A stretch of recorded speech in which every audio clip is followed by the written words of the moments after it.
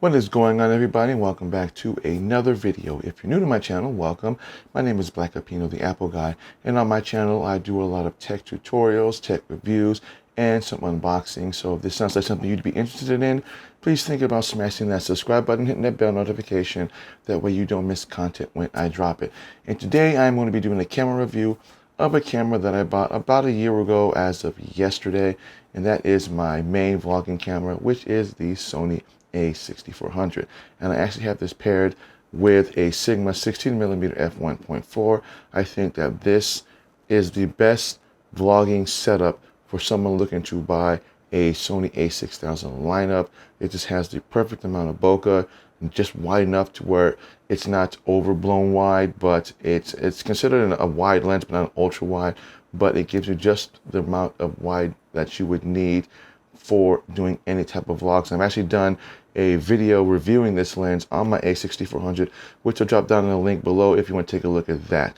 So I've had this camera for just about a year, and every video that I've shot thus far has been with the a6400 with the Sigma lens on it. Now, there hasn't been too many issues I've had with this camera, and I wouldn't really call them issues. It's more of just kind of a not really sure why they did some things on it and other things not. So one of the issues I have is where you have your cold shoe mount located. So you have your cold shoe mount located right there.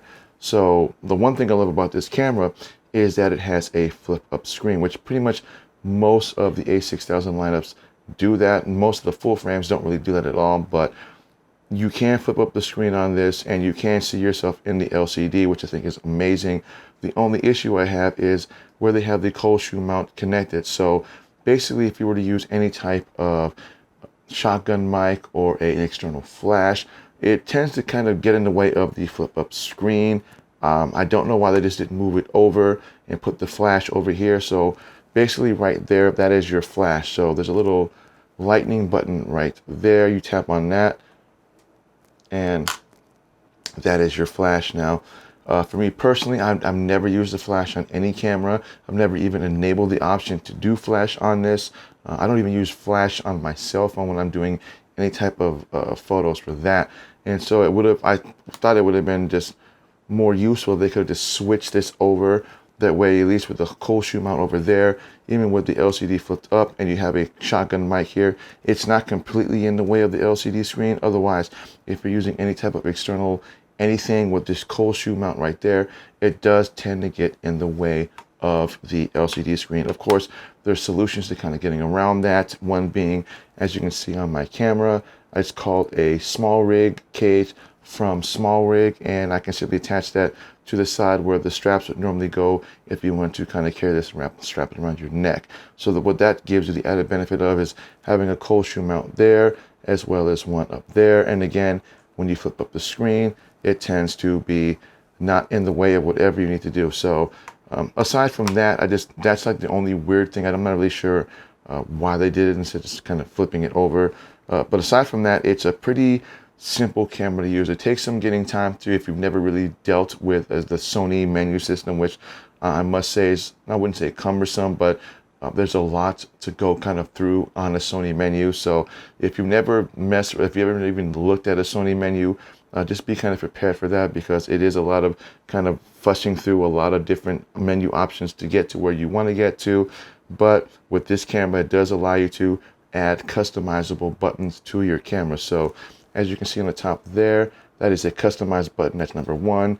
And then on the bottom here where the trash can is, that is actually a customizable button number two. And you can do all these and settings in the menu settings to customize either one. And the only other issue I guess I would say that I have on this is where the record button is. So that is your record button right there. It's a teeny tiny little dot. So when you're holding your camera up, you can literally overshadow that. You don't even realize that you're even on the record button. When you try to hit a button, it feels like you're hitting the side or the back of the camera.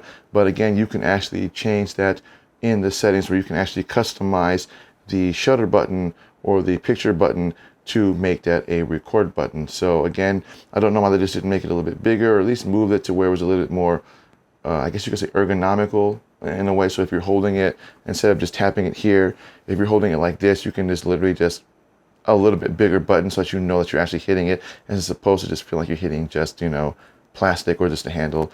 Otherwise, handle-wise, it's got a nice groove. So, I mean, you can hold this even with this lens attached to this. It's not a heavy camera, so you won't get a lot of fatigue in your hands. There won't be any type of crampness. And again, if you're holding this camera for a couple of hours, you won't get any type of fatigue in your arm from holding it. Now, another cool feature I love about this is it gives you all the connections that you need for your camera to plug in all sorts of external devices, such as right here, as you can see, that's your 3.5 millimeter plug-in. That's going to be for shotgun mics, the Rode wireless mic, or any other external audio. Then the middle there, that is going to be your multi plug-in. And then this on the top is what is known as a mini HDMI to HDMI. And what I love about that feature is that you can actually use your camera as a webcam. So say you do a lot of Twitch streaming, you can actually use this with an Elgato Cam Link.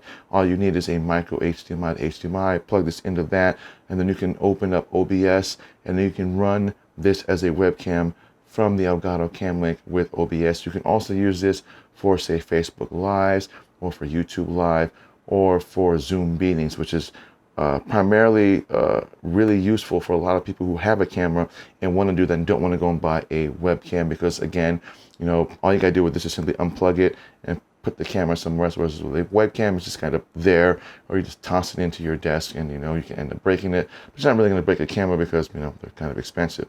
So this is an APS-C censored camera, and it does not have IBIS built in. So what IBIS means is inside the sensor, there is no image body, image stabilization. So depending on what type of a lens that you're using for this, say you're buying the Sigma lens or any of these Sigma lenses, at least in terms of the trio, whether it's the 30 millimeter, the 16, or the 56, none of those have in-body stabilization in the lens.